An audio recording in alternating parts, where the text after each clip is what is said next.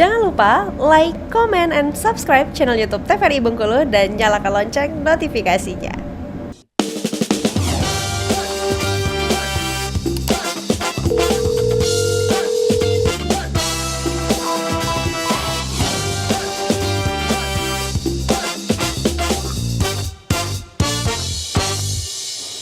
Baik pemirsa, terima kasih Anda kembali menyaksikan Dokter Kito. Masih dengan tema kita hari ini membahas mengenai antenatal care.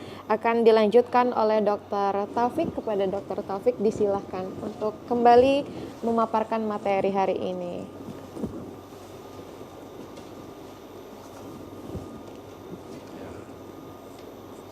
Kita lanjutkan ibu-ibu ya. Jadi seperti kita ketahui bahwa pemeriksaan kehamilan adalah tujuan untuk meningkatkan kesehatan fisik dan mental ibu secara optimal sehingga mampu menghadapi masa persalinan, masa nifas, kemudian juga pemberian ASI eksklusif, dan yang paling penting adalah bagaimana merencanakan kehamilan berikutnya.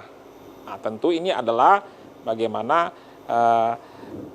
memakai alat KB atau keluarga berencana yang bisa dikonsulkan ke bidan atau ke dokter spesialis. Pemeriksaan kehamilan tentunya dapat dilakukan di puskesmas, kemudian di klinik maupun di rumah sakit, dan yang paling minimal ibu-ibu untuk memeriksakan kehamilan adalah minimal 6 kali. Kapan saja? Itu yang pertama adalah pada trimester 1 pada usia 0 sampai 12 minggu diharapkan pemeriksaan selama kehamilan 2 kali.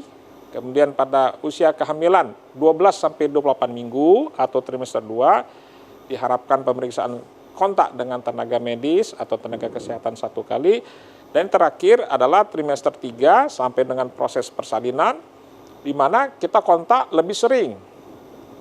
Minimal 3 kali. Kenapa pada kehamilan 28 minggu ke atas lebih sering? Karena di sini kita harus mengetahui daripada kondisi janin. Apakah si janinnya sehat, itu dengan dilihat dapat gerakan janin, kemudian usia jumlah air ketubannya, kemudian letak plasenta. Karena beberapa hal ada yang tidak tidak bagus, seperti misalnya air ketubannya kering, kemudian juga bisa plasentanya atau ari-arinya di bawah, sehingga ini bisa menyebabkan komplikasi kehamilan. Apa yang harus dilakukan oleh seorang ibu jika mengalami contohnya seperti contoh yang diberikan dokter tadi, dok? Iya, tentunya komplikasi kita tidak tahu kapan datang ya. Kita berharap jangan, tapi bisa saja terjadi. Kalau bisa mengalami hal tersebut, langsung saja ke rumah sakit.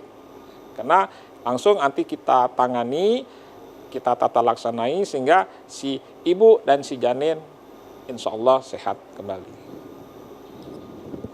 Jadi seperti kita ketahui bahwa kehamilan itu dibagi 3, trimester 1, trimester 2, trimester 3, dan nanti diakhiri dengan proses persalinan. Jadi manfaatnya yang bisa ibu dapatkan daripada antenatal care ini, pertamalah untuk mengoptimalkan kesehatan mental dan fisik si calon ibu, ya ibu hamil, kemudian menghindari resiko komplikasi pada kehamilan dan persalinan, kemudian yang ketiga mempersiapkan ibu untuk masa nifas dan pemberian ASI eksklusif. Jadi dengan kegiatan ini tentunya akan memelihara kesehatan ibu sehingga mengurangi risiko terjadinya persalinan prematur, mencegah berat badan lahir rendah, dan juga meningkatkan kesehatan bayi sebagai titik awal atau titik nol sebagai kualitas sumber daya manusia. Jadi itulah pentingnya ibu-ibu untuk supaya ibu-ibu memeriksakan kehamilan, bagaimana nanti anaknya sehat, nanti dia menjadikan suatu anak yang berguna bagi nusa dan bangsa. Nah, jadi mungkin timbul pertanyaan, dok, apa saja yang diperiksa atau yang dilakukan pada waktu pemeriksaan kehamilan? Nah, jadi kita mengenal itu namanya 10T, ya. Tapi 10T itu bukan 10 topik, itu bukan ya. Bukan 10 triliun ya Pak ya. Biasanya 10 Jadi triliun. 10T itu apa saja? Mungkin ibu-ibu sudah ada yang pernah diperiksa baik di posyandu, di bidan, di dokter spesialis. Pertama adalah timbang berat badan dan ukur tinggi badan. Ya, kenapa ini penting? Karena kita harus memantau bahwa selama kehamilan berat badan itu harus naik antara 8 sampai 14 kilo. Jadi kalau selama hamil sampai nanti bulan ke-9 misalnya berat badannya kurang dari 8 kilo, artinya ada apa gitu. Kemudian juga kalau di atas 14 kilo, nah ini bisa mengundang daripada overweight atau bisa mengundang terjadinya preeklamsi dan eklamsi, yaitu suatu keadaan ibu hamil dengan darah tinggi. Ya. Kemudian yang kedua tentunya pemeriksaan tekanan darah, ya, untuk menilai daripada kondisi hemodinamik ibu tersebut. Yang ketiga, kita menilai status gizi. Bagaimana dengan mengukur lingkar lengan atas atau lila. Nah, ini nanti ada parameternya ada, ya, sehingga kita bisa memberikan intervensi pemberian daripada gizinya. Kemudian yang keempat, menentukan presentasi atau letak janin dan detak jantung janin. Selanjutnya yang penting juga adalah pemberian imunisasi tetanus dan memberikan imunisasi tetanus toksoid bila diperlukan. Nah, timbul pertanyaan, kenapa dok harus diberikan namanya imunisasi tetanus?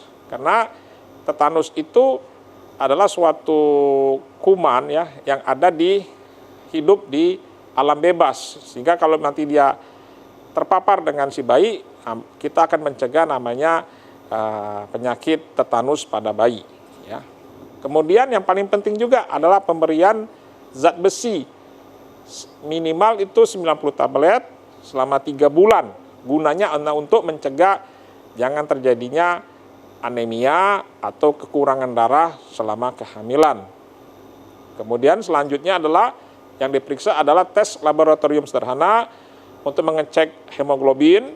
Hemoglobin itu untuk menilai kadar oksigen kita di dalam darah, protein, dan juga adanya gula darah dalam urin.